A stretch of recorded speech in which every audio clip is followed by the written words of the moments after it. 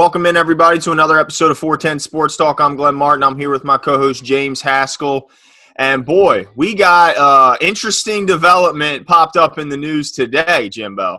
Big news. Shoo! All right, tell us what it is. All right, I can't believe I'm saying this because I really thought he was done. But Gronkowski is making the short move from – that's right, Rob Gronkowski from Miami, South Beach to Tampa Bay to join – the Buccaneers, along with his buddy, Tom Brady. The New England Patriots have agreed to trade Gronkowski and a 7th-round pick in return for a 4th-round pick, and Gronk will be playing on a 1-year deal. I can't believe I'm saying this, Glenn. Crazy. I mean, clearly Tom Brady is on a mission, and he wants to prove that he can do it without Bill Belichick, and he said, hey, bud, you want to go for one more time? And look, Gronk had, he had some time to go and dabble in the WWE, got to go party, have some fun. But apparently the past couple weeks or so, he's been training again, been putting on muscle, getting himself back into shape. So I'm sure this is something they've been discussing for quite some time. And Tom said, look, I need my guy. I need my big dancing polar bear to go down the middle and catch some balls. So it's going to be interesting to see because that's an awfully crowded tight end room with O.J. Howard, Cameron Brate, and now Gronk. Yep, yeah, I wonder, obviously there's been rumors of O.J. Howard being on the move. I think that this probably solidifies that. I'd be interested to see where he goes. But you never know because Gronk has an injury history. Yeah, absolutely. But I'm going to say something that's going to light the world on fire, okay? Oh, don't do it, Jimbo. I'm going to do it. Don't. I'm going out alone on this, okay? Look, you can't build a car from the outside in. You got to build it from the inside out, all right? Yeah. You got Tom Brady. That's obviously a huge deal. He's 42 years old. That's like a car pushing 300,000 miles. Okay. Right? Gronkowski has had some serious injuries in the past. I said, for all of you that have been watching, I said when this move happened that they're not making the playoffs. Oh, my gosh. They still need a run game. They still need a better offensive line. And I think at this point in Tom's career, that's more important than ever. So I'm doubling down. Oh, my gosh. Not making the playoffs. The Saints are going to have the best record coming out of the division. And the Tampa Bay Buccaneers, all this is just going to blow up in their face. You're talking real reckless. Let me tell you, they have a center. We know that, right? Yeah.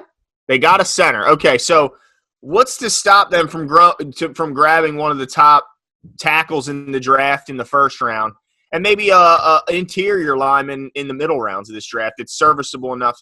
Boom. Now you have a line.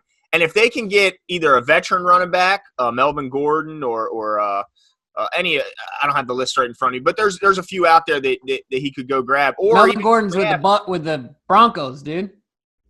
Oh, yeah, he did go to the Broncos. Yeah, all right. So – but what I'm saying is I think Le'Veon Bell was rumored to maybe be on the move out of New York, or they could maybe get the best running back in this draft in the second round of the upcoming draft because I'm not seeing many mocks that have any running backs in the first round. So what if they get a tackle in the first round, their future running back in the second round, and maybe another interior offensive lineman somewhere in the mid rounds?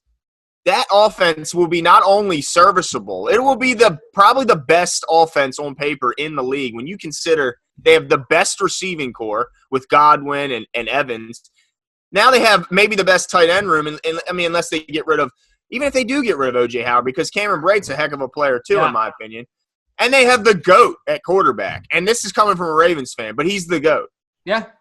That's a scary team. This is even crazier than your Browns prediction, but I'll say this. Your Browns prediction came true. It did. And you ended up looking like a genius saying they wouldn't even go 500. But you're just pushing your luck because this ain't happening twice. Look, they're winning their division. I'm telling you, this is going to be like Back to the Future, and the lightning is going to strike that clock tower more than once. Oh, my gosh. And it will repeat itself. I feel very confident in this because a lot of your arguments were very similar about the Browns. But like you said, this team, big difference between Baker Mayfield and Tom Brady. And the head coach is not Freddie Kitchens. That's true. That's a big deal. But this has to be said. One day, whether it's now or tomorrow, one day, his age has got to get to him.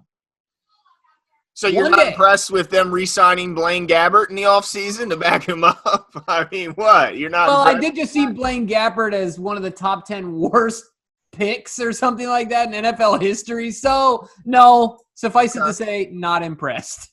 But, all right, no, that's. Look, I'm just saying that one day it's got to happen. Gronkowski's got an injury history. Just as easily as they signed, they can both be on IR. Yeah, no, that's a good point. But I'll say this: that defense is much better than I think a lot of people give them credit for. That defensive front has got Ndamukong Suh back, it's got Jason Pierre-Paul back, and it franchise tagged Shaquille Barrett.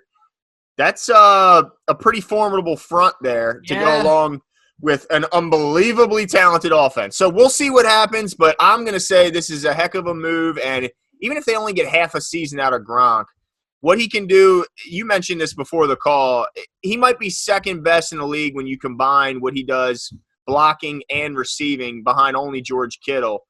And that's saying something. So they got a good one there. What's he, 260? I mean, yeah. Yeah, that's he's 260 walking around. That's no weightlifting, man. He's probably closer to 280 when he's really pumping it. But I'll tell you this.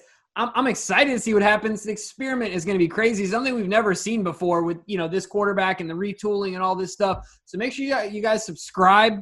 Make sure you guys hit that like button and hit the bell for notifications so you stay up to date. We're going to be coming out with some other stuff as the NFL news continues to cycle through. And you guys are getting through quarantine. We're right here with you. So stay tuned.